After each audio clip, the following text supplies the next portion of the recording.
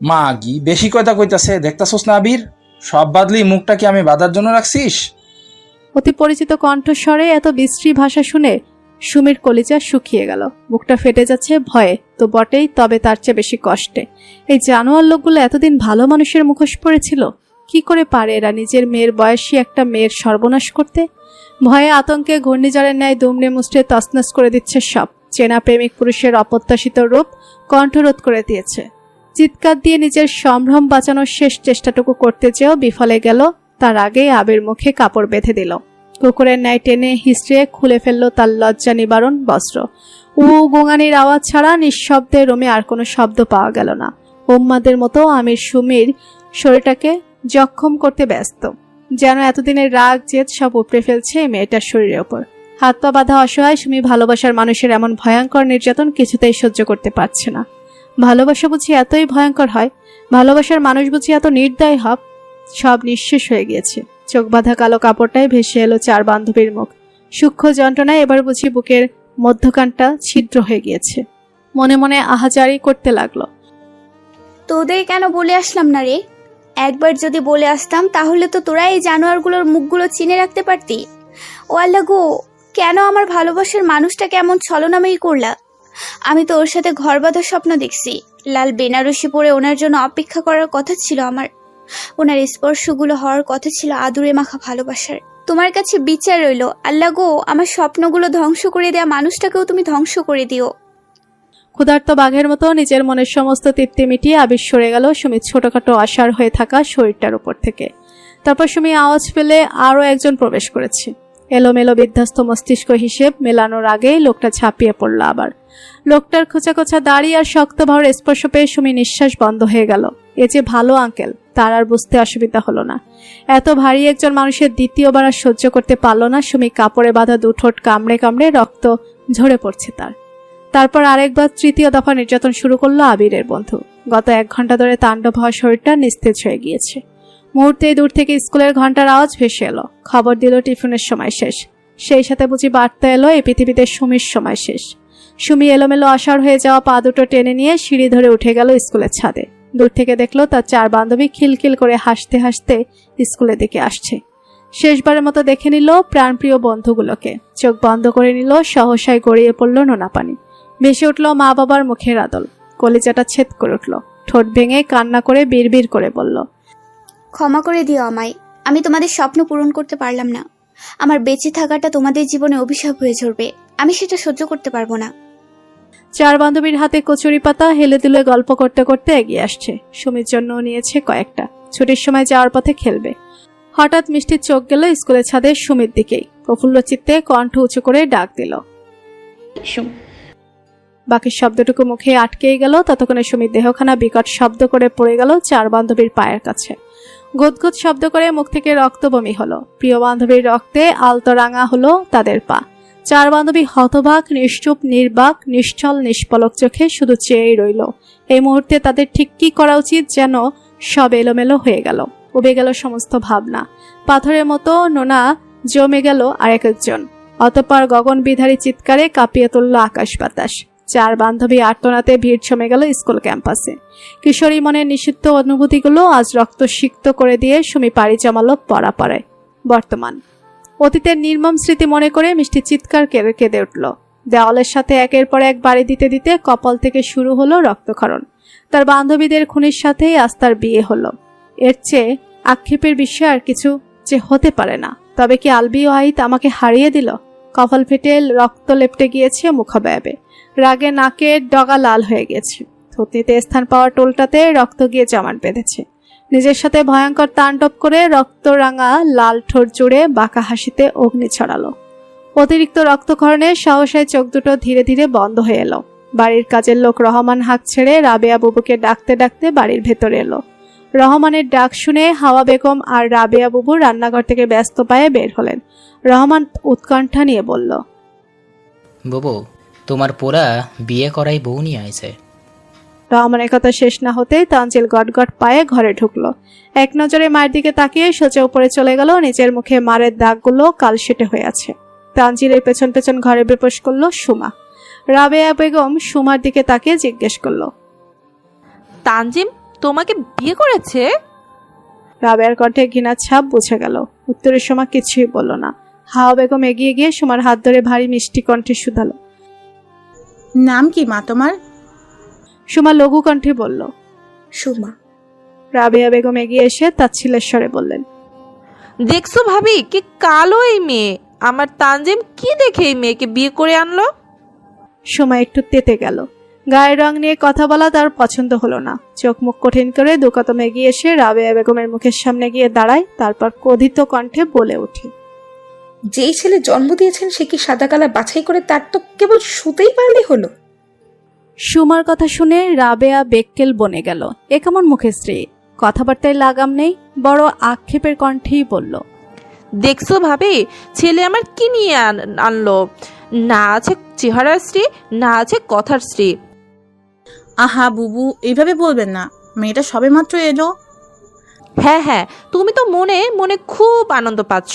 তোমার ছেলে তো আর এমন কালো মেয়ে আনেনি, আসমানের পরি ধরে এনেছে, নামের সাথে চেহারাটাও মিষ্টি। রাবেয়ার কথা শুনে সোমা ভুরু কুচকাল। জহুরি কণ্ঠে জিজ্ঞেস করলো, মিষ্টি মানে? আমার ছোট ছেলে, মানে তোমরা হয়তো তাকে চিনে থাকবে, নামকরা সঙ্গীত শিল্পী।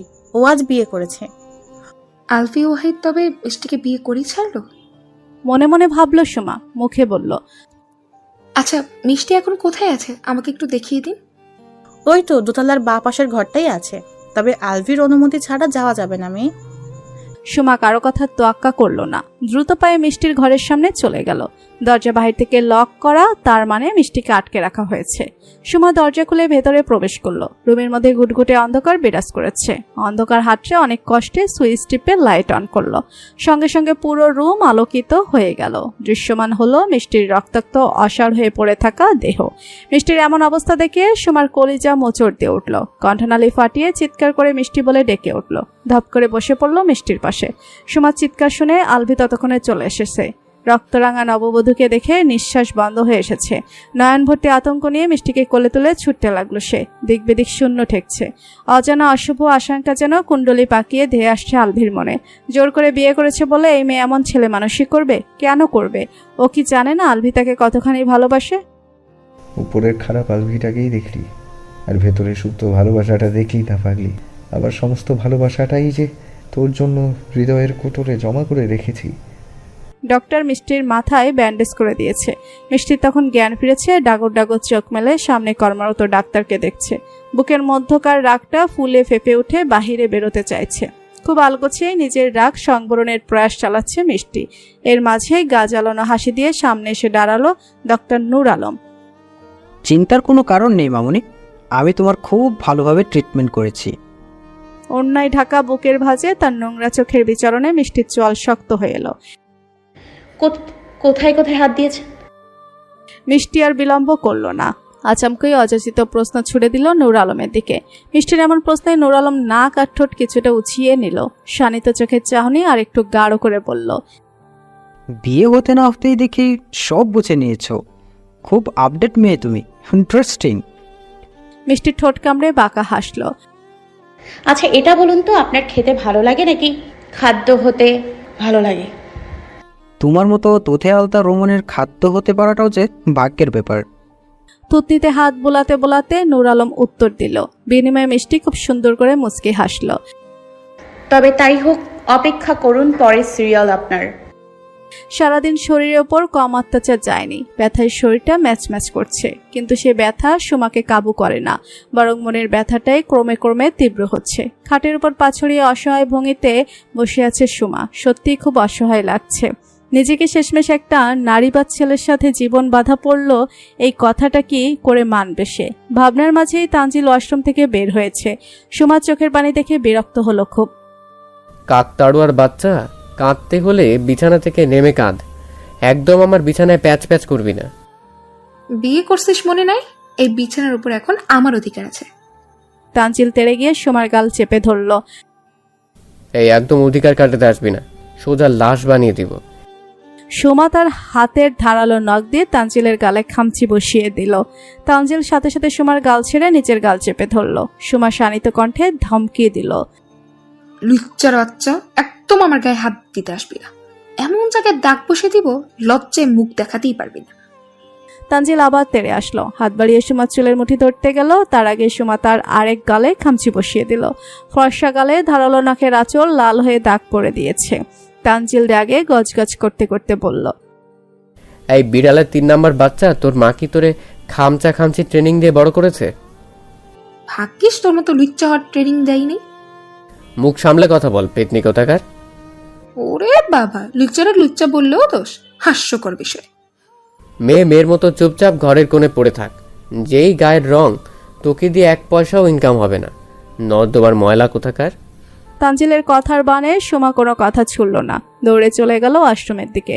হাতে করে 1 বালতি পানি নিয়ে এসে সোজা তানজিলের গায়ে ঢেলে দিল। তানজিল চেঁচিয়ে উঠল, কাক তাড়ুয়ার বাচ্চা, কি করলি তুই এটা?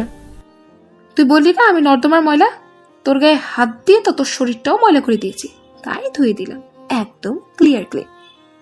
তোকে আমি দেখে নিব। ধূপধাপ পা ফেলে চলে গেল তানজিল। সকালে গোসল করে একদম ফ্রেশ হয়ে নিচে নেমে এসেছে মিষ্টি।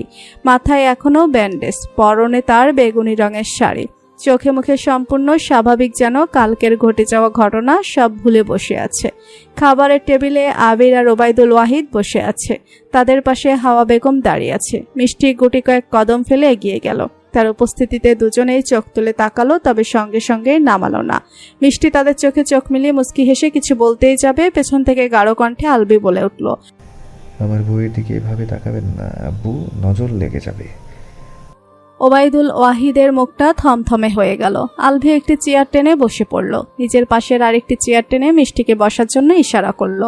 মিষ্টি চারিদিকে চোখ বুলিয়ে জিজ্ঞেস করলো, লিজা কোথায়? ওকে দেখছি না কেন?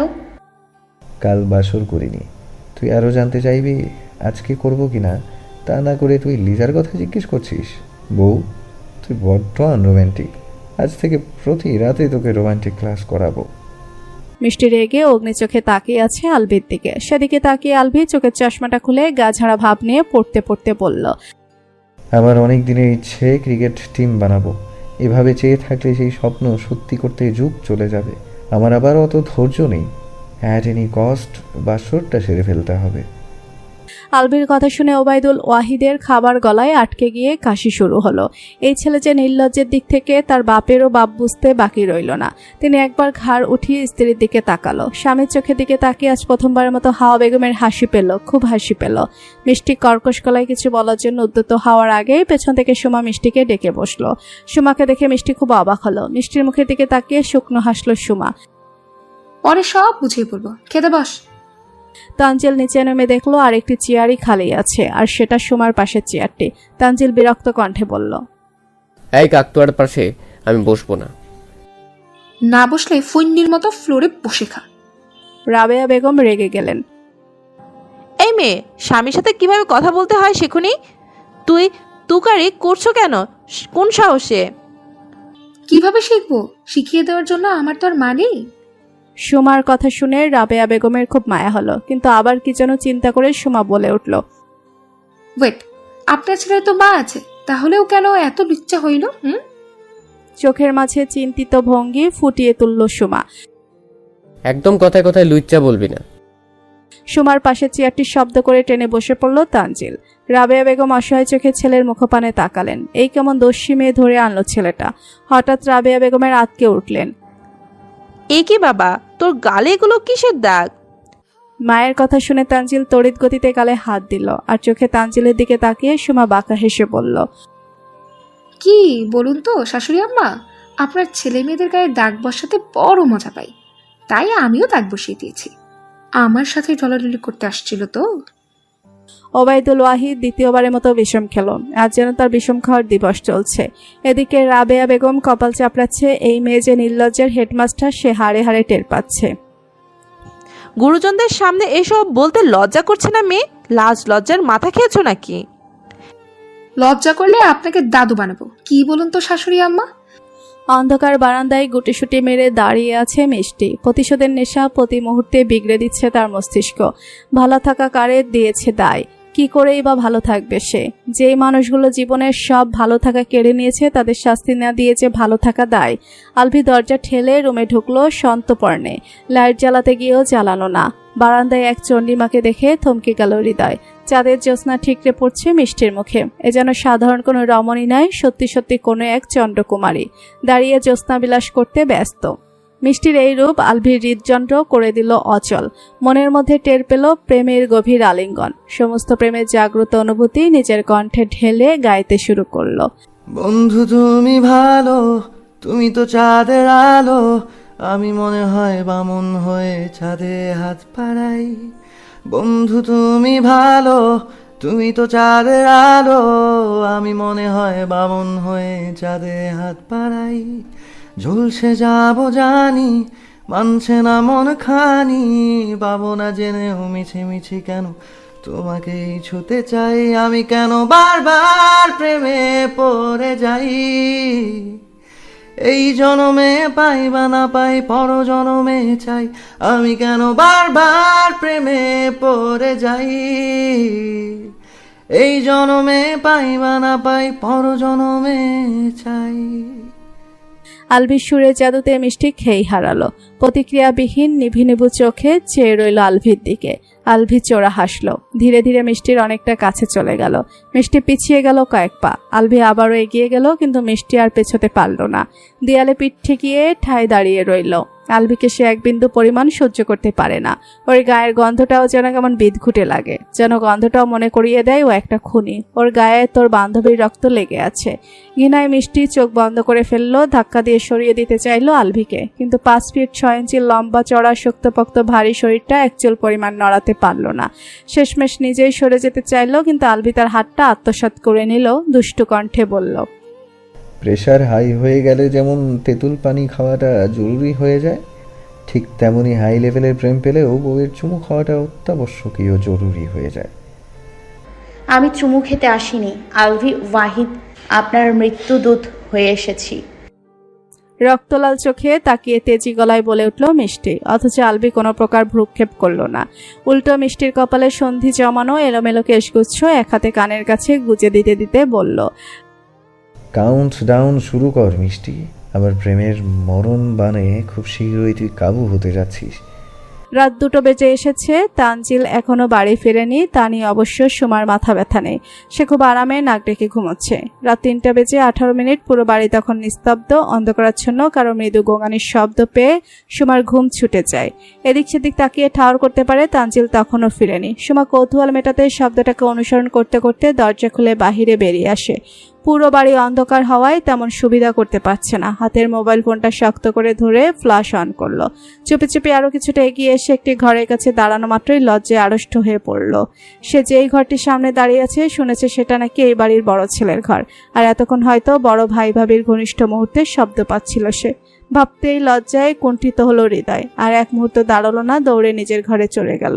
তার ঠিক 2 মিনিটের মাথায় রুম থেকে বের হয়ে আসলো তানজিল। তানজিলকে দেখে ভড়কে গেল দরজার আড়ালে লুকিয়ে থাকা সুহাসিনীর এক জোড়া হরিণী চোখ।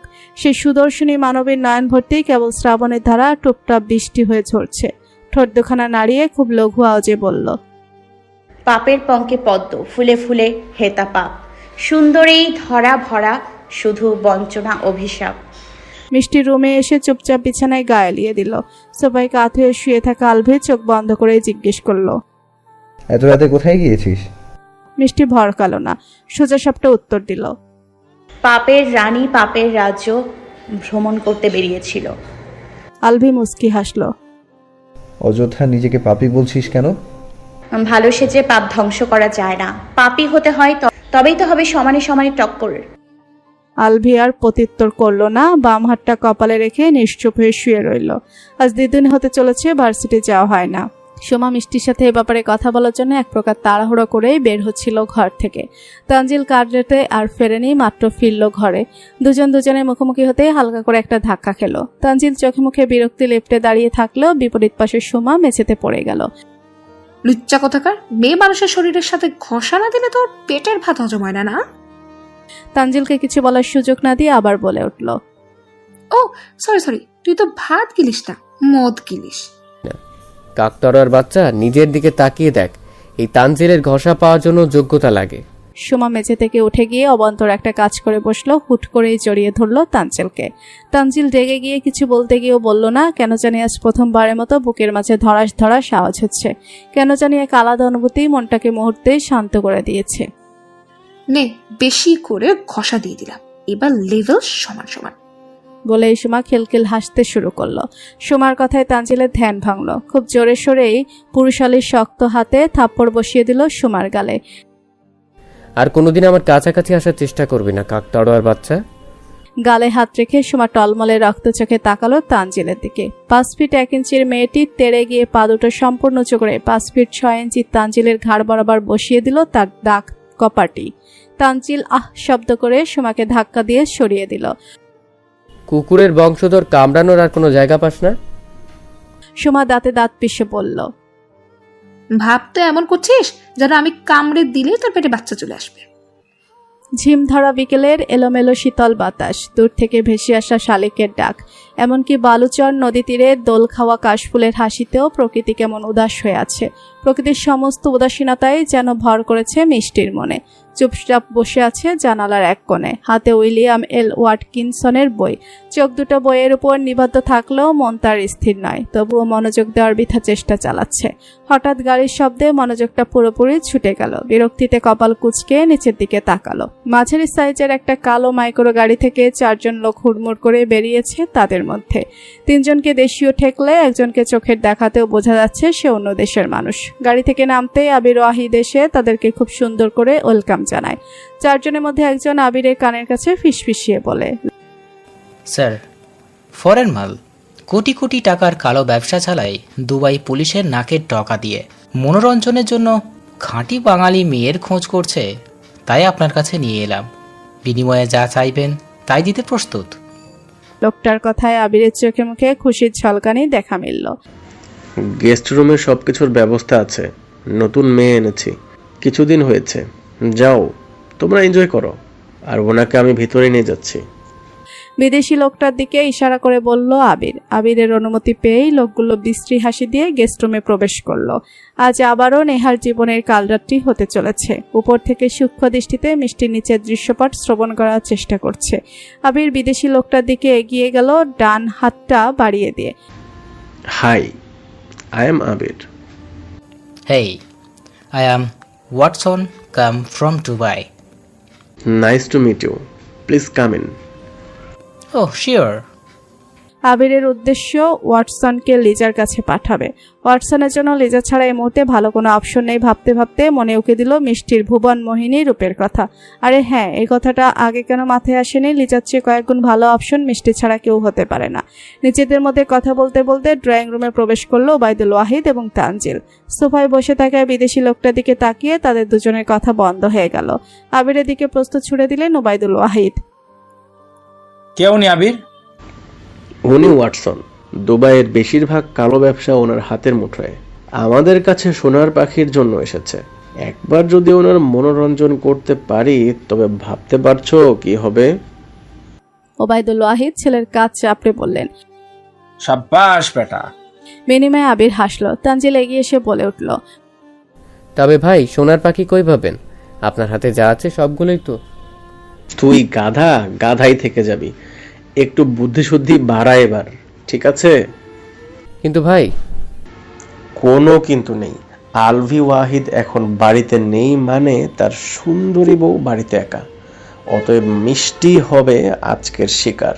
আমি ঠিক যেইভাবে বলবো ঠিক সেইভাবেই করবি। পরের কথাটা তানজিলের দিকে তাকিয়ে বলল, আচ্ছা ভাই। আবির সিঁড়ি ধরে সরাসরি মিষ্টির ঘরের সামনে এসে দাঁড়ালো। খুবই শালীনভাবে মিষ্টিকে ডাকলো। বড় ভাসুরের ডাক শুনে মিষ্টি তড়িঘড়ি করে ব্যস্ত হাতে দরজা খুলে দিল। দৃষ্টি জোড়া মিয়ে নিয়ে জিজ্ঞেস করলো, কিছু বলবেন ভাইয়া?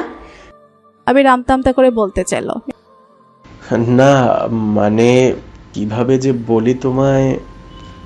সমস্যা নেই ভাইয়া, বলুন, আমি শুনছি। আসলে বাড়িতে একজন গেস্ট এসেছে, তার জন্য একটু আপ্যায়নের ব্যবস্থা করতে আর কি। অন্য সময় হলে লিজাকেই বলতাম, কিন্তু লিজা তো খুব অসুস্থ। আমার রুমেও গিয়েছিলাম, দেখি ঘুমিয়ে পড়েছে, তাই নিরুপায় হয়ে তোমার কাছে আসতে হলো। চিন্তা করবেন না, আপনি রাহিমাকে ডেকে দিন, আমি সামলে নিচ্ছি। রাহিমা তো দুপুরের কাজ সেরে চলে গিয়েছে। মিষ্টি একটু চুপ করে গেল। প্রতিদিন রাহিমা রাতের সব কাজ শেষ করে তারপর বাড়ি যায়, আজ কেন এত তাড়াতাড়ি চলে গেল? মনের মধ্যে এমন হাজার প্রশ্নগুলো ঘুরপাক খেলো। মিষ্টি দায়িত্ববোধ থেকে আবিরকে বলল, আপনি চলুন, আমি আসছি। ওবায়দুল ওয়াহিদ ওয়াটসনের সাথে কথা বলে তাকে ব্যস্ত রাখার চেষ্টা করছে। আবির নিজের কাজ শেষ করে নিচে নেমে আসছে, সেদিকে তাকিয়ে তানজিল ভুরু নাচিয়ে ইশারায় জানতে চাইল প্ল্যান সাকসেসফুল কিনা। আবির হাতের বৃদ্ধাঙ্গুলটা উঁচিয়ে ধরে কনফার্ম করলো প্ল্যান সাকসেসফুল। মিষ্টি দ্রুত হাতে নাস্তা তৈরি করছে। তানজিল রান্নাঘরে এসে একটু তাড়া দিয়ে বলল, আর কত দূর মিষ্টি? তানজিলকে দেখে মিষ্টির গা জ্বলে উঠল। ভদ্রতা বজায় রেখে বলল, এই তো আর 2 মিনিট। তানজিল বাঁকা হাসলো, এদিক সেদিক চোরা চোখে তাকালো, তারপর উত্তেজিত কণ্ঠে বলল, এক পাও নড়বে না মিষ্টি, তোমার পিঠে তেলা পোকা। ব্যাস, মেয়ে মানুষ যতই সাহসী হোক না কেন এই একটা জায়গায় সবসময় ভীত। মিষ্টি তেলাপোকার কথা শুনে বরফের মতো জমে গেল। তানজিল তেলাপোকা তাড়ানোর উছিলায় মিষ্টির কাছে গিয়ে পকেট থেকে একটা কাঁচি বের করলো। খুবই নিপুণ হাতে মিষ্টির ব্লাউজের একাংশ কেটে দিল। কোথায় কোথায় তেলাপোকা? জুতা হাতে দৌড়াতে দৌড়াতে রান্নাঘরে প্রবেশ করলো সুমা। সুমার এমন চিৎকারে তানজিল ভরকে গেল। মিষ্টিও ঘুরে গিয়ে সুমার দিকে তাকালো। তানজিল দ্রুত হাতের কাঁচিটা লুকিয়ে ফেলল। সুমা জহুরি নজরে তানজিলের দিকে তাকালো। কোথায় তেলাপোকা বল আমায়, জুতা দিয়ে পিষে মারবো। এ কেমন মেয়ে মানুষ বাবা, তেলা পোকাও ভয় পায় না। হে আল্লাহ, ভয়ঙ্কর মেয়ের হাত থেকে আমাকে অন্তত রক্ষা করো। মনে মনে বলল তানজিল, মুখে উচ্চারণ করলো, কাকতাড়ুয়ার বাচ্চাকে দেখে ভয় পালিয়ে গেছে, যা এখান থেকে। আমি যাবো কেন? গেলে তুই যা, আমি মিষ্টির কাছে থাকবো। কি? তানজিল আটকে উঠল, বড় করে ঢোক গিলল। সময় এখানে থাকলে তাদের প্ল্যান পুরো ভেস্তে দিবে ভেবেই তানজিল ভয় পেল। কি করবে বুঝতে না পেরে হুট করে অপ্রত্যাশিত কাজ করে বসলো। আচমকে সুমাকে কোলে তুলে নিল। সুমা চিল্লিয়ে উঠল, এই তুই কি করছিস? নামা বলছে আমাকে। চুপ, একটা কথাও বলবি না কাকতাড়ুয়ার বাচ্চা। কাকতাড়ুয়ার নিঃশ্বাস পড়লেও যার গায়ে ফোসকা পড়ে সেই মানুষ আমাকে কোলে তুলে নিল কি মনে করে? একটু চুপ করে ভেবে সুমা আতঙ্কিত কণ্ঠে বলল, লুচ্চার বাচ্চা, তুই যদি মনে করিস আমাকে কোলে করে নিয়ে গিয়ে ছাদ থেকে ফেলে দিবি, তাহলে বলে দিলাম ভূত হয়ে এসে হলেও তোর ঘাড় কামড়ে দিব আমি। কামড়া কামড়ি ছাড়া আর কি জানিস? তোকে কাকতাড়ুয়া না ডেকে কুত্তা ডাকা উচিত ছিল। কি? তুই কুত্তা, তোর 14 কুষ্টি কুত্তা। কুত্তার মতোই তো মাইয়া গো শরীর সিরা খাস। ততক্ষণে তানজিল সুমাকে নিয়ে রান্নাঘর থেকে বেরিয়ে গেছে। মিষ্টির কান তাদের কথোপকথনে থাকলেও দৃষ্টি ঘোরালো না লজ্জায়। কাজ করতে করতেই ঠোঁট টিপে হাসলো। নিচ থেকে আবির ওয়াহিদ খেয়াল করলো তানজিল সুমাকে কোলে নিয়ে তার ঘরের দিকে যাচ্ছে। তবে কি তানজিল কাজটা করতে পারেনি? চিন্তায় আবিরের মুখটা শুকিয়ে গেল। প্রায় 15 মিনিট পর মিষ্টি নাস্তা নিয়ে হাজির হলো ড্রয়িং রুমে। নাস্তা রেডি ভাইয়া। যাও, ওনার সামনে দিয়ে আসো তাহলে। মিষ্টি মাথা উঁচু করে ওয়াটসনের দিকে তাকালো। ওয়াটসনও মিষ্টির দিকে তাকিয়ে হাসলো। তবে হাসিটা মিষ্টির হজম হলো না কেন জানি, অস্বস্তি বাড়িয়ে দিল। তবে কিছু করারও নেই, নিজের দায়িত্বটা মিষ্টি পালন করবেই। মাথা বড় অস্বস্তি নিয়ে এগিয়ে গেল ওয়াটসনের দিকে। আবির দ্রুত শিকারি চোখ নিক্ষেপ করলো মিষ্টির পিঠের দিকে। লম্বা কেশগুচ্ছ আটোসাটো করে খোপায় বেঁধে রাখা, কপালের কিছু চুল ঘামের সাথে লেপ্টে আছে। মুখে তেমন কোনো সাজসজ্জা নেই, একদম নর্মাল লুকেও মিষ্টিকে লাগছে অতুলনীয়। এতক্ষণ কাজ করার কারণে ঘামে পিঠ ভিজে গিয়েছে। যেহেতু পরনের ব্লাউজটা আগে থেকেই কাটা, তাই এতক্ষণে সেটা ছিঁড়ে আর একটু নিচে নেমে গিয়েছে। বেজার সাথে ব্লাউজ মসৃণভাবে ছিঁড়ে যাচ্ছে, অথচ মিষ্টির টেরও পাচ্ছে না। পিঠের অর্ধাংশ প্রায় উন্মুক্ত হয়ে গিয়েছে। সাদা দবদবে পিঠে কালো ছোট ছোট লোমগুলো আকর্ষণীয় দেখাচ্ছে। মোহনীয় দৃষ্টি নিক্ষেপ করে আবির সেই দিকেই তাকিয়ে আছে। নাস্তা দেওয়ার জন্য ঝুঁকে গেলে কিছুক্ষণের মধ্যেই পুরোপুরিভাবে উন্মুক্ত হয়ে যাবে মিষ্টির পিঠ, সেই সাথে বুকে স্পষ্ট হবে বুকের ভাঁজ। কি নিখুঁত প্ল্যান সাজিয়েছে আবির। হঠাৎ করেই সেখানে আবির্ভাব ঘটে অপ্রত্যাশিত ব্যক্তি। পেছন থেকে গিয়ে মিষ্টির কোমর জড়িয়ে ধরে পিঠ ঢেকে ফেলে আলভি। মধুময় কণ্ঠে বলে ওঠে, রেওয়াজে মন দিতে পারছিলাম না বউ, খুব প্রেম পেয়েছে। মিষ্টি রেগে বোম হয়ে গেল। আশেপাশে তাকিয়ে লজ্জাও পেল বটে। নিজের রাগ সংবরণ করে কটমট করে বলল, গেস্টের সামনে অসভ্যতামি না করলেই নয়। তবে রুমে চল ফার্স্ট। তুই বুঝতে পারছিস না আমার কি পরিমাণ প্রেমের পিপাসা পেয়েছে। তোকে চুমু না খেলে সেই পিপাসা মিটবে না। মিষ্টিকে কথা বলার সুযোগ না দিয়ে সোজা কোলে তুলে হাঁটা ধরল আলভি। পেছনে তাকিয়ে বলল, দেশের বিখ্যাত সুরকার আলভি ওয়াহিদের বউকে সে যে কোনো মূল্যে প্রোটেক্ট করবে, দরকার পড়লে সব ধ্বংস করে দেবে। তোমরা বরং নিজেদেরকে নিয়ে ভাবো, ধ্বংসের হাত থেকে নিজেদেরকে কিভাবে প্রোটেক্ট করবে। ওবায়দুল ওয়াহিদ বাসা থেকে ধাপ করে দাঁড়িয়ে গেল, সাপের ন্যায় ফুসফুস করতে করতে বলল, পাপের সাথে লাগতে শোনা আলভি, পাপের দুনিয়ায় আমি তোমার চেয়ে অভিজ্ঞ। বিনিময়ে আলভি মুস্কি হেসে মিষ্টি কিনে প্রস্থান করলো। বজ্রহত চোখে আবির সেদিকে তাকিয়ে থেকে বলল,